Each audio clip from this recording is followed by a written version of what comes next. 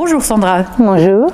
À l'occasion de la Journée de la femme du 8 mars prochain, nous avions envie de mettre à l'honneur quelques femmes de notre commune qui s'étaient investies ou qui avaient eu un parcours particulièrement atypique. Et je suis donc très heureuse de vous rencontrer aujourd'hui. Et puis si une femme a bien un parcours atypique, c'est bien vous, n'est-ce pas? Je pense. Maman de 5 enfants, vous deviez absolument trouver un travail pour pouvoir les élever et leur donner tout ce qu'il faut pour bien sûr bien démarrer dans la vie. Pouvez-vous me dire quel est votre métier actuel et en quoi il consiste exactement? Alors, je fabrique des caveaux funéraires à Taon. Et mon métier consiste principalement à faire des paniers à ossature métallique pour pouvoir mettre dans les moules avant d'être recoulés. Mais en même temps, je fais aussi des chargements de camions, des déchargements aussi. Je fais un petit peu de tout ce qui est vraiment nécessaire dans l'entreprise, qui nécessite ma place, quoi. Multitâche, mais physique. Voilà, c'est ça. Voilà. Mais il me semble quand même que ce n'était pas du tout le métier que vous aviez appris à la base. Non, à la base, j'avais fait une formation à l'AFPA de Golbet comme agent d'entretien du bâtiment. C'est une formation qui regroupe les 7 corps de métier d'un bâtiment. Et l'année d'après, j'ai fait aussi une formation de plaquiste. Donc ça allait dans la continuité de ma formation. D'accord. Mais comme je ne trouvais pas non plus d'emploi dans cette branche, parce que les chefs d'entreprise n'avaient pas trop confiance en embaucher une femme, parce que c'était plutôt un secteur masculin et physique. Oui. Donc, et puis ça aurait créé un petit peu de tension au sein de leur groupe. Oui, donc ils étaient quand même intéressés par mon cursus. Oui. Mais voilà, vu qu'ils ne m'avaient jamais vu, ils ne pouvaient pas non plus savoir si j'étais apte à le faire. Donc, donc je n'ai pas pu non plus trouver ma place dans ce secteur. Ah oui, c'est un petit peu dommage quand même, hein. Donc, en plus de cette formation de plaquiste, vous étiez aussi cariste. J'ai quelques temps après, étant donné que je ne trouvais pas d'emploi, je me suis dit, on va se lancer dans le permis cariste. Je me suis dit, peut-être que ça m'ouvrira peut-être un peu plus de portes, puisque j'avais entendu dire comme quoi qu'il y avait beaucoup de femmes qui conduisaient des chariots élévateurs. Donc, je me suis dit, bon, on va se lancer là-dedans.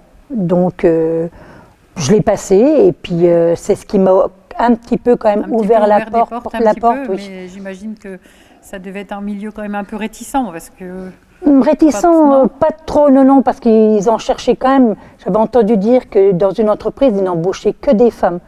Ah oui. Donc c'est ce qui m'avait lancé un petit peu là-dedans, parce qu'on est quand même assez soigneuse. Il faut vraiment être douce avec un chariot élévateur. Donc voilà. On n'y penserait pas, mais il faut voilà, être douce. C'est ça, quand il même, faut être de toute douce. façon, voilà. Et puis jusqu'au jour où il a 13 ans, vous êtes allé voir un chef d'entreprise en lui disant qu'il fallait que vous travailliez. Et ce chef d'entreprise n'avait l'habitude que d'embaucher des hommes. Voilà, c'est ça. Donc il était, bon, je ne dirais pas un petit peu réticent. Son frère l'était un petit peu, parce que s'il dit comme ça, elle n'y arrivera jamais. Elle n'a pas la carrure pour, mais elle dit on va l'essayer pendant une semaine. Et au bout d'une semaine, quand ils ont vu mes capacités, mon aptitude, ils se sont dit bon ben on va la garder quand même un mois pour voir. Voilà. Et après ils m'ont dit bon on te garde. Et puis ça fait 13 ans. Et puis ça fait 13 ans. Voilà, puis tout se passe bien, puis je pense qu'ils ne le regrettent pas d'après ce que je sais. Non, ils ne regrettent pas. Non, je pense super, pas. Ça c'est vraiment bien.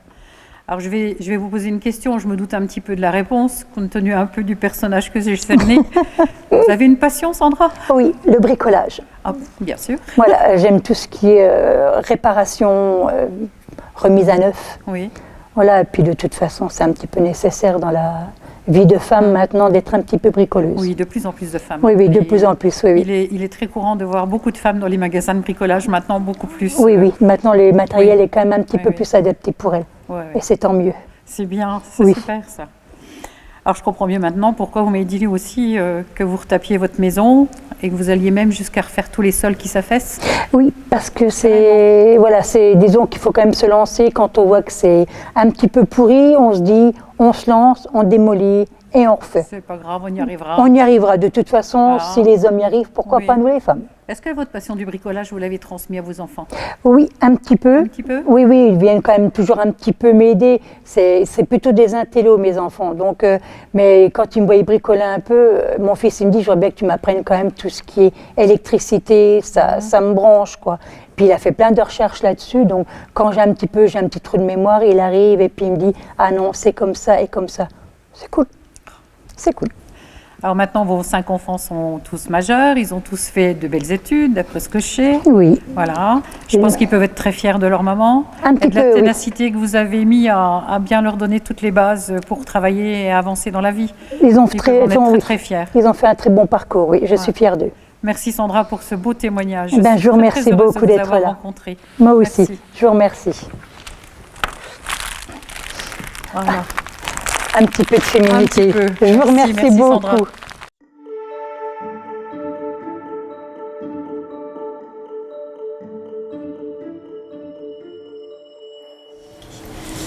Bonjour Lucie. Bonjour.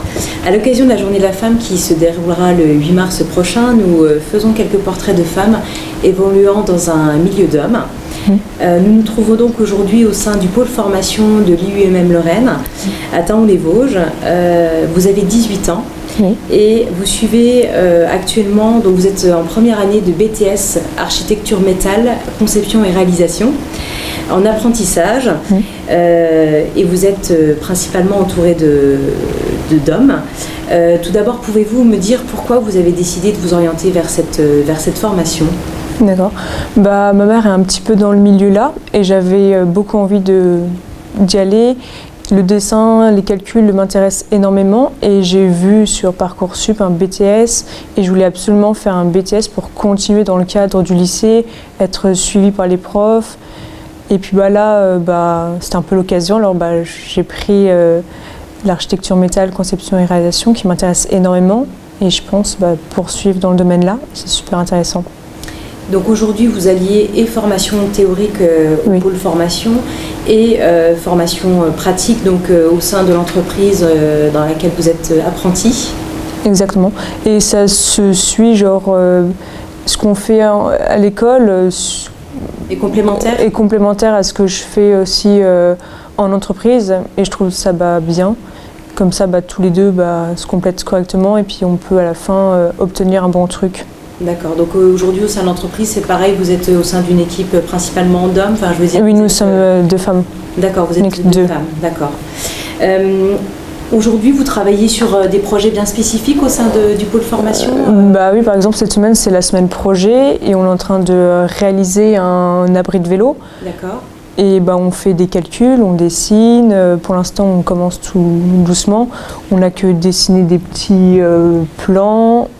Là, on est en train de représenter sur un logiciel la structure pour voir si elle va tenir debout, si le vent ne va pas la faire tomber, si la neige peut tenir, combien de poutres on va utiliser, quel type de poutres. On peut détailler comment on va procéder pour la réaliser et tout. D'accord. Voilà.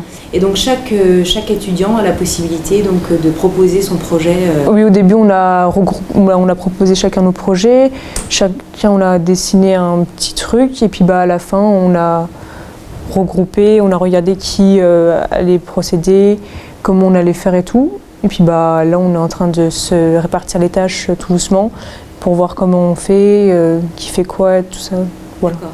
Et c'est un projet ensuite qui va partir, donc une fois que le projet est conçu, validé, il repart vers une autre filière Normalement, oui, ça suit avec un autre groupe qui va le réaliser normalement. Oui. D'accord. Voilà. Aujourd'hui, par rapport à votre place au sein de cette formation, est-ce que vous avez des anecdotes ou par rapport à votre place en tant que femme au sein d'un groupe d'hommes, est-ce qu'il y a des choses, est-ce que vous rencontrez des difficultés ? Non, j'ai pas vraiment de difficultés, pas du tout. On se sent bien, on est tous correctement. Il y a certains profs qui continuent à dire messieurs, les garçons, les gars. C'est pas du tout dérangeant, je suis compréhensif envers eux. Je suis un peu la seule femme, je n'ai pas demandé à être mise en valeur, pas du tout. Et c'est le seul truc, sinon on est bien, on est correct, on est jeune. Puis il y a une bonne entente, clairement. Il y a une bonne cohésion. Oui, il y a une bonne cohésion et tout. D'équipe, de groupe en fait. Oui, on est peu, là on est que 6, avec le prof 7. On n'est pas beaucoup pour l'instant. Après les autres BTS, quand on est regroupés, on est beaucoup. Puis c'est souvent là que les profs disent messieurs, les garçons. D'accord. Mais c'est pas au quotidien. Non, c'est pas du tout gênant. J'ai l'habitude, j'ai 2 frères à la maison, je suis vraiment toujours entourée d'hommes. C'est l'habitude. D'accord. Par rapport à votre diplôme, est-ce que vous auriez un message d'encouragement pour les jeunes femmes qui n'oseraient peut-être pas s'orienter vers des secteurs industriels, métiers techniques? Est-ce que Oui. est-ce que vous avez un petit message à leur transmettre? Le seul message que je pourrais leur transmettre, c'est tout simplement si on veut vraiment aller quelque part, faut se donner les moyens, il faut y aller, il ne faut pas penser à être oh, je vais être la seule femme. Non, et puis voilà, faut pas se focaliser sur certaines choses, faut vraiment y aller à fond, se donner si on veut vraiment réussir, faut dans tous les domaines, je pense. Faut y aller. Faut pas avoir peur, non, faut pas du tout avoir peur, faut pas hésiter, faut aller découvrir, aller creuser un petit peu et puis après tout, je pense que si ça nous plaît, on va pas avoir peur, genre vraiment, et puis comme tout le monde est passionné, après c'est un groupe, on est un groupe à la fin. Il n'y a pas de différence non, entre pas les du hommes tout. et les femmes? Non. D'accord, tel qu'on pourrait peut-être le penser au départ. Par rapport au BTS que vous avez débuté, est-ce que vous pouvez nous dire, donc vous avez une volonté de pouvoir peut-être poursuivre à l'issue du BTS, est-ce que vous savez, est-ce que vous pouvez nous dire vers quel type de métier vous pourriez vous orienter grâce au BTS? On peut être chargé d'affaires, il me semble, mais oui, je compte continuer parce que ça me plaît énormément. Je compte par la suite, s'il y a une licence qui suit, faire la licence et continuer dans ce domaine qui me plaît énormément, oui. Et après, on peut être dessinateur, il me semble. Je ne connais pas encore parce qu'on est Vous êtes au tout début là. Oui, on est en tout début. On découvre un petit peu chaque voie, comment ça se fait, ce qu'on fait dans chaque voie et tout. Mais sinon, oui, je compte continuer. C'est un BTS qui peut ouvrir qui ouvre plusieurs... sur plusieurs métiers, plusieurs domaines d'activité. Plusieurs, oui. D'accord. Exactement. La journée des droits de la femme, est-ce qu'elle représente aujourd'hui quelque chose pour vous de spécifique? Est-ce que vous en aviez déjà entendu parler? Est-ce que... je suis encore jeune, alors j'avais jamais entendu parler vraiment, mais je trouve ça bien de montrer un peu en valeur la femme, ce qu'on peut faire, se dire que on existe, et puis que dans tous les cas, si on veut, on peut vraiment, et je trouve ça sinon un bon concept, oui. D'accord. Dernière petite question, quelle est la femme française qui vous a le plus marqué dans tout milieu confondu, que ce soit même à titre personnel? Est-ce qu'il y a une femme particulièrement que vous aimeriez aujourd'hui mettre à l'honneur? Oui, ma maman bien sûr, parce que je trouve qu'elle a commencé un peu pas de rien, mais comme un peu tout le monde, elle a commencé bas, et puis je trouve que maintenant elle a évolué, que ça soit du niveau familial, d'une mère ou du niveau travail, je trouve qu'elle a énormément évolué, je trouve qu'elle est devenue une belle personne. Elle a su, oui. Dépasser peut-être oui.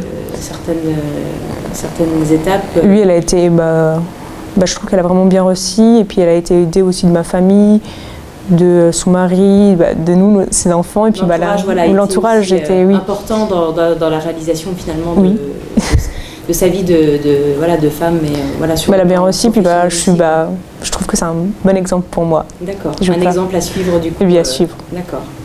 Bon, écoutez, c'est très bien. Je vous remercie en tout cas de nous avoir accordé un petit peu de votre temps. Merci beaucoup. Je vous souhaite une bonne continuation dans tout ce que vous entreprendrez par la suite. Merci beaucoup, vous aussi. Au revoir. Au revoir.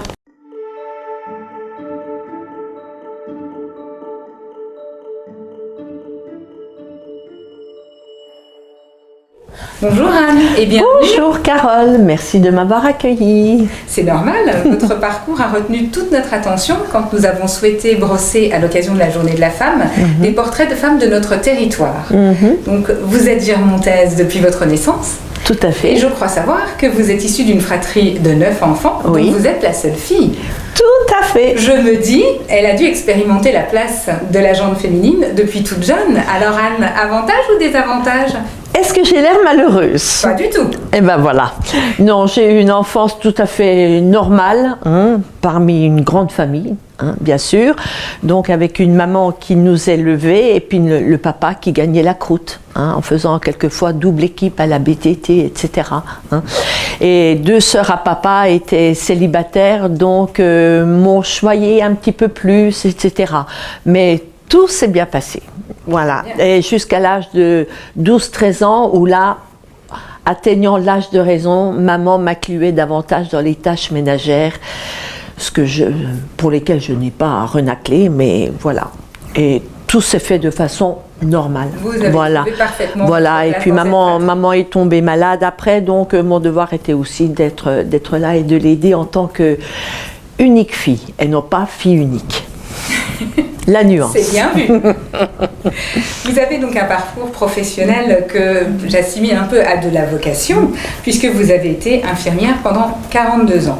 Pourquoi ce choix? Et racontez-nous un peu votre parcours au centre hospitalier d'Épinal. Oui.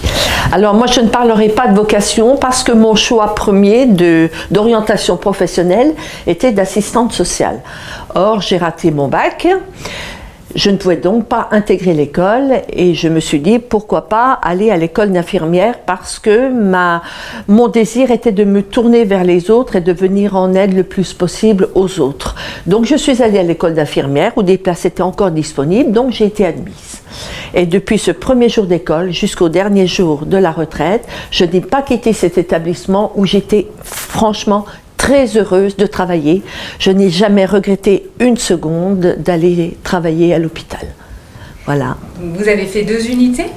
2 unités essentielles. J'ai fait 25 années de médecine générale, donc où on accueillait des personnes à la fois pour des bilans, des personnes qui venaient avec des symptômes, mais le nom de la maladie n'était pas pointé, et puis d'autres personnes qui venaient pour être soignées. Voilà, et l'autre versant, c'était les soins palliatifs. Donc, ce sont des soins qui sont attribués aux personnes dont le curatif n'est plus d'actualité parce qu'inefficace. Donc, on se tourne vers les soins de confort. Et je profite de l'occasion qui m'est donnée pour dire que les soins palliatifs ne sont pas des soins terminaux et que ce sont simplement des soins qui viennent en aide sur des symptômes difficiles. Bien sûr, quand le curatif n'a plus lieu, il est évident que la mort se pointe à plus ou moins brève échéance ou moyenne échéance, mais nous n'intervenons pas que sur des personnes en fin de vie. Et ça, c'est important de le dire. Et là encore, ça a été 15 années merveilleuses. Malgré la gravité de certaines situations, la souffrance a été accueillie et accompagnée du mieux possible, selon le stade de la maladie des personnes rencontrées. Vous avez fait une petite incartade durant votre parcours professionnel au Sénégal, dans un dispensaire de brousse. Oui. Et donc, racontez-moi. Alors, pourquoi je suis allée là-bas? C'est lors de mes séjours à l'hôpital d'Épinal, des religieuses travaillaient à l'hôpital. Et en 81, à l'avènement de M. Mitterrand, les religieuses sont parties. Et celle avec laquelle je travaillais m'a dit « Anne, si un jour vous voulez venir me retrouver en Afrique, je pars, vous pourrez venir, je vous accueillerai. » Bon, l'idée a fait son chemin, il fallait que les circonstances familiales soient favorables pour y aller. Et finalement, c'est les années 87-88 qui se sont posées devant moi et je me suis dit, si je ne le fais pas maintenant, je ne le ferai jamais.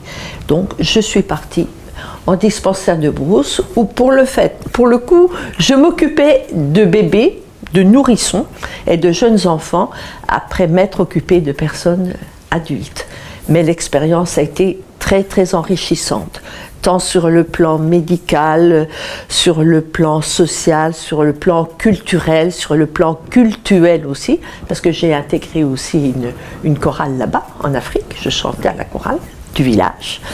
Voilà, ça a été vraiment 14 mois de pur bonheur, tout en étant au service d'une population en demande et dans le besoin. Donc vous avez été très bien accueillis. J'allais dire, à partir du moment où on est là pour les soigner ou pour enseigner, on est bien accueillis. Voilà, les enseignants et les infirmiers, infirmières, médecins étaient très bien accueillis dans j'étais en Casamance, dans la partie sud du Sénégal. D'accord. Vous êtes également investi dans un autre secteur que je lie à la notion de vocation, qui est la paroisse. Oui. Donc vous êtes animatrice liturgique depuis 1972 à Girmont et depuis 1992 à Taon. Et donc, quelles sont vos missions et qu'est-ce que, là encore, cela vous a apporté sur le plan humain et spirituel? Ben voilà. Bon, je suis dans une famille, j'allais dire traditionnellement catholique, mais bon, j'ai toujours continué cette voilà. Et lorsque l'abbé Bernard Soligo est arrivé à Girmont en 1971, d'emblée, il m'a dit « J'aimerais bien que tu t'occupes de la chorale ». Donc, il m'a formée, etc., avec des cours de direction, etc. Et puis, finalement, je me suis laissée prendre au jeu, on va dire, et j'ai continué ça. Et je le fais encore à l'heure actuelle. Voilà. Donc je me suis déjà occupée de la chorale de Girmont tant que les paroisses étaient scindées. Et dès qu'il y a eu réunification, fusion de toutes les paroisses, toutes les chorales se sont rassemblées, Thaon, Chavelot, Igné, Girmont, et en une seule chorale, celle de la chorale Saint-Brice, que je continue à animer. Ça regroupe quand même plusieurs... Voilà, les 5 clochers. D'accord. Voilà. Votre fibre humaniste se décline aussi dans le milieu associatif, oui. Puisque vous êtes investi au sein du Villard, qui oui. est une association en lien avec la Maison d'arrêt d'Épinal pour l'accueil des familles, oui. et aussi au sein du Secours catholique dans des missions d'alphabétisation. Vous rencontrez donc des publics variés, avec des parcours, je pense, qui sont divers. Oui. Et donc, oui. que vous apporte également cette expérience et cet engagement?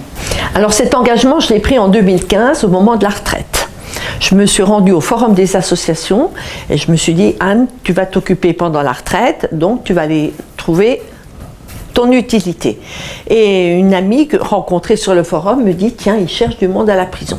Et le mot prison, pour moi, a eu un retentissement assez négatif. C'est une population qui me faisait peur. Et elle me dit, n'aie crainte, tu ne seras pas au contact des détenus, tu seras au contact des familles. Tu seras là pour les accueillir, les aider dans l'orientation, remplir des papiers, etc. Donc j'ai accepté. Je suis en binôme avec Joëlle, une dame de Chavelot, depuis ce temps-là. Et là encore, c'est une autre forme d'accompagnement d'une autre souffrance. Parce qu'il n'est pas rare de voir quand même des familles éplorées venant voir leurs jeunes mineurs pris pour des trafics de drogue ou autres, ou rencontrer un mari dont la femme est là pour maltraitance à enfants. Nous ne sommes pas là pour juger, ni pour savoir pourquoi les gens sont incarcérés, mais nous sommes là pour accompagner la souffrance de ceux qui viennent leur rendre visite. Vous êtes vraiment dans un rôle d'écoute et d'accompagnement. Tout à fait. Et ça, c'est important. Donc, ça leur donne ils ont 3/4 d'heure devant eux entre différentes démarches avant d'arriver au parloir. Et c'est vraiment un lieu de convivialité, d'écoute, d'entraide, de solidarité et d'accompagnement, je vous dis, d'une autre souffrance, mais tout aussi importante qu'une personne sur son lit d'hôpital. Quand vous ne vous engagez pas en milieu associatif, en milieu paroissial, vous avez d'autres passions. Oui. La natation, la marche et le chant. Oui. 3 chorales. Anne. Voilà. Vous ne manquez pas de souffle. Eh ben non, j'ai du souffle et puis j'allais dire que le chant choral, c'est ma deuxième vie. Donc je fais partie d'un chœur de femmes depuis la création en 2005 sur Épinal. Un groupe, une chorale mixte sur Épinal depuis 1992, une chorale qui s'appelle À tout cœur, affiliée à Dames de Chœur et À tout cœur. Les 2 chœurs sont affiliés au mouvement À cœur joie, plus la chorale paroissiale. Mais pour l'instant, cette activité est totalement au sommeil puisque nous n'avons pas le droit de nous réunir. Mais dès que ce sera possible, voilà. Donc je continue à chanter sous ma douche ou en marchant. Dernière question. Oui.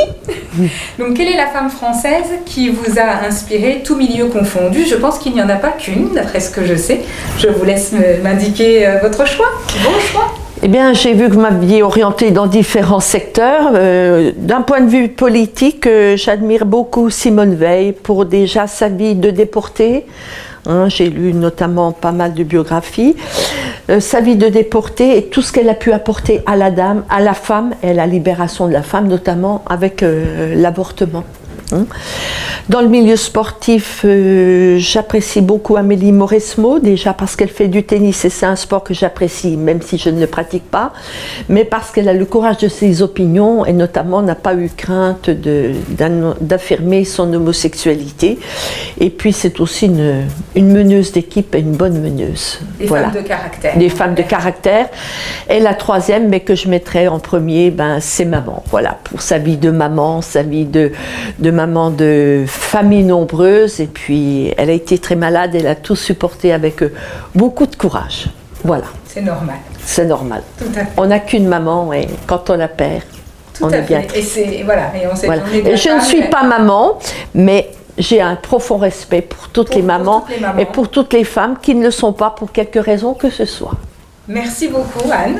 Je me permets donc de vous offrir ces quelques fleurs Merci Carole. et de passer une bonne journée. Merci pour votre accueil et puis merci de m'avoir invitée. Des fleurs dont je sais qu'elles vous feront plaisir puisque vous participez à notre concours des maisons fleuries. Voilà, j'essaye au maximum de bien fleurir ma maison parce que c'est important qu'on soit bien là où l'on vit. Merci beaucoup. Merci Carole.